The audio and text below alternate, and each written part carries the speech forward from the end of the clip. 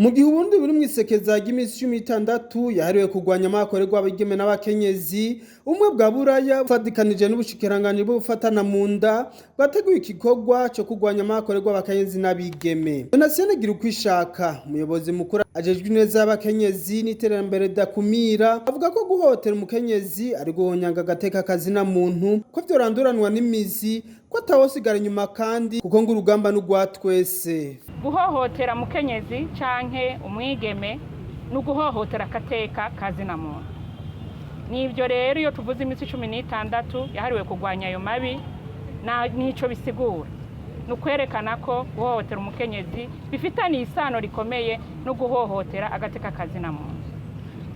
Ubwo rero mu gihugu cacu hari vyinshi biriko birakogwa kugira ngo ayo mabi aranduranwe n'imizi.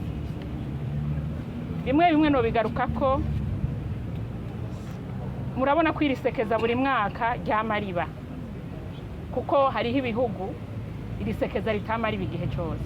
Ico ni cerekana ko leta y'u Burundi iki kibazo cyo kurwanya mabi akorerwa abakenyezi n'abigeme amabafatiye ku gitsina yabigize priority.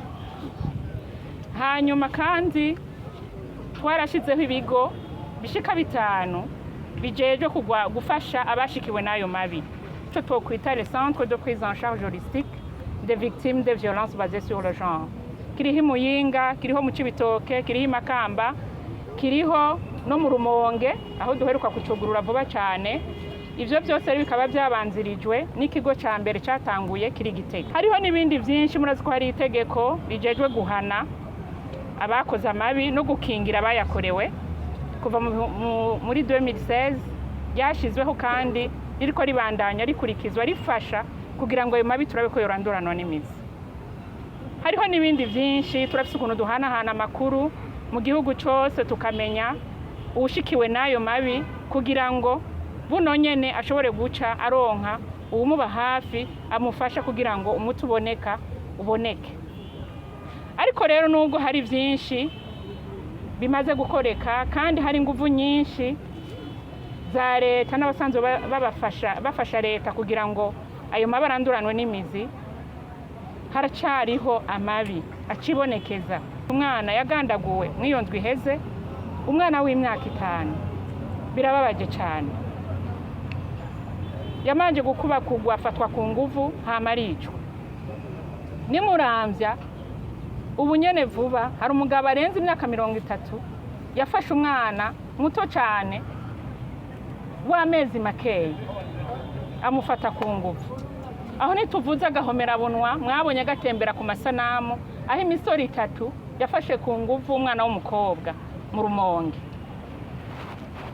Turashimira ubutungane ko bugerageza bugakora uko bushoboye kugira ngo mwene ivyo bibaye bahane. Tukanasaba by'ukuri ko abantu bose urugamba borugira gwabo, kuko ayo mabi ntabera mu kirere, abera muri communauté aho twese tubona, kandi biza kuyangara byatanguye bukebuke.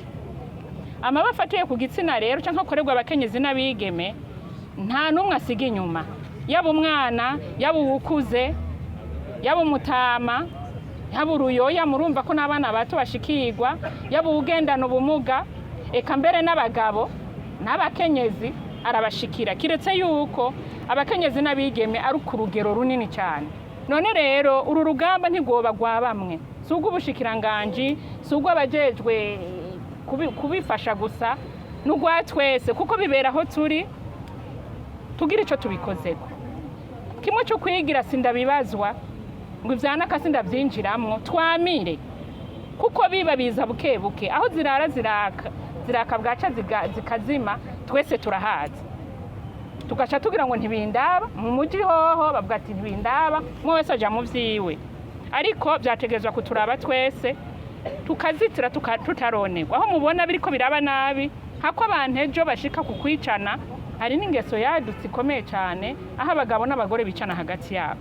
Biba byaje bukebuke, ntibaduka ngo bicane umunsi umwe, bitangura bukebuke.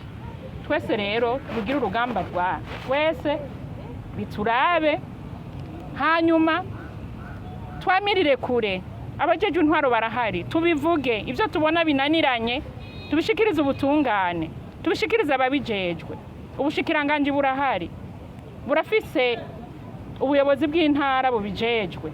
Mugende mushikire no mu makomine bariyo, mubashikire mubabwire tiyamara hari ibintu tubona bitariko biragenda neza. Userukira umwe bwa Buraya Elisabeth Pietrobon amenyesha ko amabekorerwa abakenyezi n'abigeme ari kibazo gikomeye cyane ko ataho yemerewe haba mu Burundi ndetse mu bindi bihugu. Avuga ko umwe bwa Buraya buzobandanya bufasha kugira ngo ayo mabatuzwe.